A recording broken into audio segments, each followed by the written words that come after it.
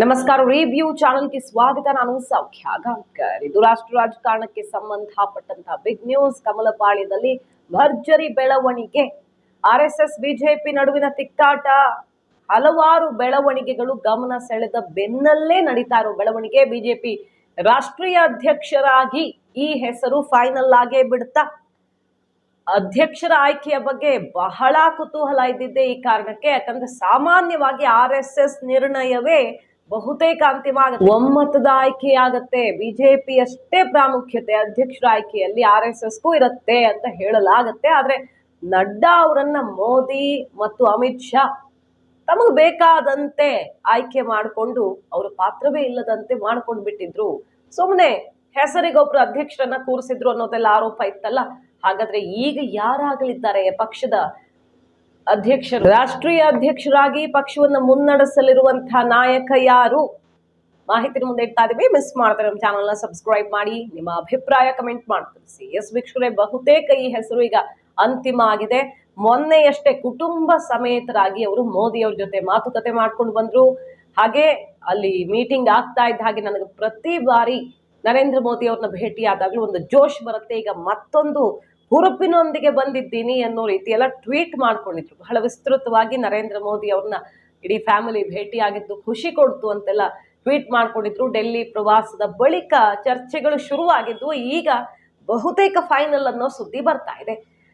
ಮುಖ್ಯಮಂತ್ರಿಯಾಗಿ ಹಾಗೆ ಪಕ್ಷದ ಪ್ರಮುಖ ಎಲ್ಲ ಜವಾಬ್ದಾರಿಗಳನ್ನು ಕೂಡ ನಿಭಾಯಿಸಿ ತೋರಿಸಿದವರು, ರಾಜ್ಯ ರಾಜಕಾರಣದಲ್ಲಿ ಸಿಕ್ಕಾಪಟ್ಟೆ ಸಂಚಲನ ಸೃಷ್ಟಿ ಮಾಡಿದವರು ಮತ್ತು ಟೈಮ್ ಬಂದಾಗ ಅನಿವಾರ್ಯ ಅಂತ ಅನಿಸಿದಾಗ ಡಿಮೋಷನ್ಗೂ ಒಪ್ಪಿಕೊಂಡವರು, CM ಆಗಿ ಕೆಲಸ ಮಾಡಿದವರು DCM ಆಗೋದಿಕ್ಕೂ ಒಪ್ಪಿಕೊಂಡವರು ಬೇರೆ ಯಾರು ಅಲ್ಲ, ದೇವೇಂದ್ರ ಫಡ್ನವೀಸ್.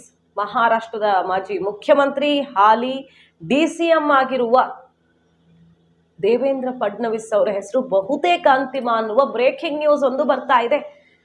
ದೇವೇಂದ್ರ ಫಡ್ನವೀಸ್ ಅವರೇ ಮೊನ್ನೆ ಕುಟುಂಬ ಸಮೇತರು, ಅಂದ್ರೆ ಪತ್ನಿ ಮತ್ತು ಮಗಳ ಜೊತೆಗೆ ನರೇಂದ್ರ ಮೋದಿ ಅವ್ರ ಜೊತೆ ಮಾತುಕತೆ ಮಾಡ್ಕೊಂಡು ಬಂದು ಹೊಸ ಹುರುಪೊಂದು ಸಿಕ್ಕಿದೆ ಅಂತ ಬರೆದುಕೊಂಡಿದ್ರು. ಮಹಾರಾಷ್ಟ್ರ ಎಲೆಕ್ಷನ್ ಬರ್ತಾ ಇದೆ. ಇನ್ನೇನು ಎರಡೂವರೆ ತಿಂಗಳಲ್ಲಿ ಎಲೆಕ್ಷನ್ ಮತ್ತು ಲೋಕಸಭಾ ಚುನಾವಣೆಯ ಮಹಾ ಪೆಟ್ಟು ಬಿದ್ದಿದೆಯಲ್ಲ ಮಹಾರಾಷ್ಟ್ರದಲ್ಲಿ. INDI ಕೂಟದ ಬಲ ಜಾಸ್ತಿ ಆಗಿದೆಯಲ್ಲ, ಮತ್ತೊಮ್ಮೆ ಗೆದ್ದು ನಿಲ್ಲಲೇಬೇಕಾದ ಅನಿವಾರ್ಯತೆ ಇರೋ ರಾಜ್ಯ. ಲೋಕಸಭೆಯಲ್ಲಿ ಮೋದಿ ವೇವ್ ಕಡಿಮೆ ಆಯಿತು ಅನ್ನೋ ಫಲಿತಾಂಶ ಬಂತಲ್ಲ, ಮತ್ತೆ ಮೋದಿ ಅಲೆ ಇದೆ ಅಂತ ಸಾಬೀತು ಮಾಡೋದಿಕ್ಕೆ, ಅದು ಇದೆಯಾ ಇಲ್ವಾ ಅಂತ ಹೇಳೋದಿಕ್ಕೆ ಮಹಾರಾಷ್ಟ್ರ ಎಲೆಕ್ಷನ್ ಬಹಳ ನಿರ್ಣಾಯಕ ಆಗಿರೋದು. ಸೊ ಹೊಸ ಸಮೀಕರಣಗಳು ಆಗ್ತಿರ್ತವೆ, ಅದರ ಭಾಗವೇನಾಯ್ತು ಗೊತ್ತಿಲ್ಲ. ದೇವೇಂದ್ರ ಫಡ್ನವೀಸ್ ಅವರ ಹೆಸರು ಈಗ ಜೋರಾಗಿ ಕೇಳಿ ಬರ್ತಾ ಇದೆ.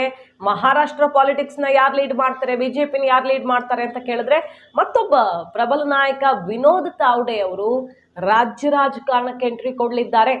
ಹಾಗೂ ದೇವೇಂದ್ರ ಫಡ್ನವೀಸ್ DCM ಸ್ಥಾನಕ್ಕೆ ರಾಜೀನಾಮೆ ಕೊಟ್ಟು ತಕ್ಷಣಕ್ಕಲ್ಲ, ಸ್ವಲ್ಪ ಪ್ಲಾನ್ ಇದೆ, ರಾಜೀನಾಮೆ ಕೊಟ್ಟು ಕೆಲವು ದಿನಗಳಲ್ಲಿ ಡೆಲ್ಲಿಗೆ ಕಂಪ್ಲೀಟ್ ಆಗಿ ಶಿಫ್ಟ್ ಆಗ್ತಾರೆ ಅಂತ ಸುದ್ದಿ.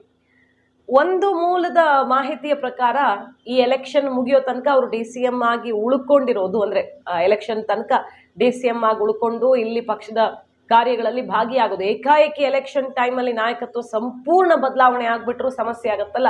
ಕಾರ್ಯಕರ್ತರು ಬೇರೆಯವರೆಲ್ಲ ಅಕ್ಸೆಪ್ಟ್ ಮಾಡ್ಕೊಳ್ಳೋದು ಕಷ್ಟ, ಅಲ್ಲಿ ಮೈತ್ರಿ ಮ್ಯಾನೇಜ್ ಮಾಡೋದು, ಸುಮಾರು ಸವಾಲುಗಳಿವೆ. ಹಾಗಾಗಿ ಅಲ್ಲಿ ತನಕ ಬ್ಯಾಲೆನ್ಸ್ ಮಾಡೋದು ಅದಾಗ್ತಾ ಇದ್ದ ಹಾಗೆ ಅವರು ಪೂರ್ಣ ಪ್ರಮಾಣದಲ್ಲಿ ಅಧ್ಯಕ್ಷರಾಗಿ ಜವಾಬ್ದಾರಿ ವಹಿಸ್ಕೊಳ್ಳೋದು. ಅಲ್ಲಿ ತನಕ ಪಕ್ಷದ ಕಾರ್ಯಾಧ್ಯಕ್ಷರಾಗಿ ವರ್ಕಿಂಗ್ ಪ್ರೆಸಿಡೆಂಟ್ ಆಗಿ ಕೊಡೋ ಚಾನ್ಸಸ್ ಇದೆ, ಅಥವಾ ತಾತ್ಕಾಲಿಕವಾಗಿ ಪ್ರೆಸಿಡೆಂಟ್ ಅಂತ ಮಾಡಿ ಆಮೇಲೆ ಪೂರ್ಣ ಅವಧಿಗೆ ಅವರನ್ನೇ ಅಧ್ಯಕ್ಷರನ್ನಾಗಿ ಕೂರಿಸ್ತಾರ ಅನ್ನೋದು ಒಂದು ಹೊಸ ಚರ್ಚೆ ಕೇಳಿ ಬರ್ತಾ ಇದೆ. ಹೇಗಾದ್ರೂ ಮಾಡಬಹುದು, ಒಟ್ಟಿನಲ್ಲಿ ದೊಡ್ಡ ಕುರ್ಚಿಯೊಂದು ಈಗ ದೇವೇಂದ್ರ ಫಡ್ನವೀಸ್ ಅವರಿಗೆ ಫಿಕ್ಸ್ ಅಂತ ಹೇಳಲಾಗ್ತಿರೋದು. ಯಾಕೆ ಕಾರಣ ಅಂತ ಕೇಳಿದ್ರೆ ಎಲೆಕ್ಷನ್ ಚತುರತೆ ಇದೆ, ಎಲೆಕ್ಷನ್ ಗೆಲ್ಲಿಸ್ಕೊಡುವಂತ ಸಾಮರ್ಥ್ಯ ಇದೆ. ಒಮ್ಮೆ ವಿಫಲ ಆದ್ರು ಅಂದ ಮಾತ್ರಕ್ಕೆ ಅವ್ರಿಗೆ ಸಾಮರ್ಥ್ಯ ಇಲ್ಲ ಅಂತ ಹೇಳೋದಕ್ಕಾಗಲ್ಲ, ಬೇರೆ ಬೇರೆ ಕಾರಣಗಳಿರ್ತವೆ. RSS ಕೂಡ ದೇವೇಂದ್ರ ಫಡ್ನವೀಸ್ ಅವರ ಬೆನ್ನಿಗೆ ನಿಂತಿದೆ. ಅವರಾದ್ರೆ ನಮಗೆ ಓಕೆ ಅಂತ.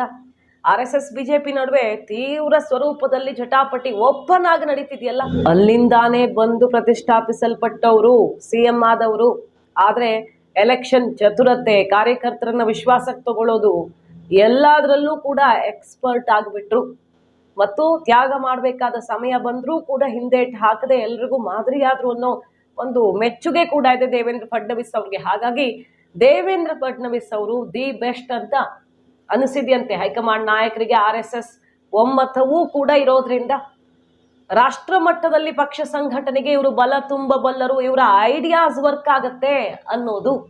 ಹಾಗೆ ಮಹಾರಾಷ್ಟ್ರ ಪಾಲಿಟಿಕ್ಸ್ ಅಲ್ಲೂ ಎಲ್ಲ ಸರಿ ಇಲ್ಲ, ಕ್ಲಾಶಸ್ ಓಪನ್ ಆಗಿ ಕಾಣಿಸ್ತಾ ಇದೆ. ಅಜಿತ್ ಪವಾರ್ ವಿರುದ್ಧ RSS ವಾಗ್ದಾಳಿ ನಡೆಸ್ತು, ಅದು ಆಕ್ರೋಶಕ್ಕೆ ಕಾರಣ ಆಯ್ತು. ನಮ್ಮ ಸೋಲಿಗೆ, ಈ ಮಹಾರಾಷ್ಟ್ರದ ರಿಸಲ್ಟ್ಗೆ ಇವರೇ ಹೊಣೆ ಅನ್ನೋ ರೀತಿಯಲ್ಲಿ ವಾಗ್ದಾಳಿ ನಡೆಸಿದ್ದು.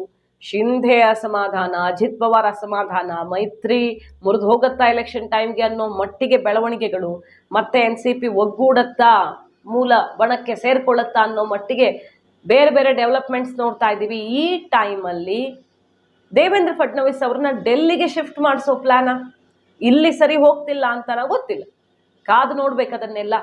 ಮೊನ್ನೆ ಅಷ್ಟೇ ಎಲೆಕ್ಷನ್ ಸೋತ ಬಳಿಕ, ಅಂದ್ರೆ ನಿರೀಕ್ಷಿತ ಫಲಿತಾಂಶ ಬರದ ನೆಕ್ಸ್ಟ್ ನಡೀತಲ್ಲ ವಿಧಾನ ಪರಿಷತ್ ಎಲೆಕ್ಷನ್, ಅಲ್ಲೊಂದು ಭರ್ಜರಿ ಆಪರೇಷನ್ ಮಾಡಿದ್ರು ಫಡ್ನವೀಸ್ ಅವರು. ಅಡ್ಡ ಮತದಾನ ಪರಿಷತ್ ಎಲೆಕ್ಷನ್ ನಲ್ಲಿ 8 ಜನ ಕಾಂಗ್ರೆಸ್ ಶಾಸಕರು NDA ಅಭ್ಯರ್ಥಿಗೆ ವೋಟ್ ಹಾಕುವ ಮೂಲಕ ಕೈಗೆ ಅತಿ ದೊಡ್ಡ ಆಘಾತ ಎದುರಾಯ್ತು.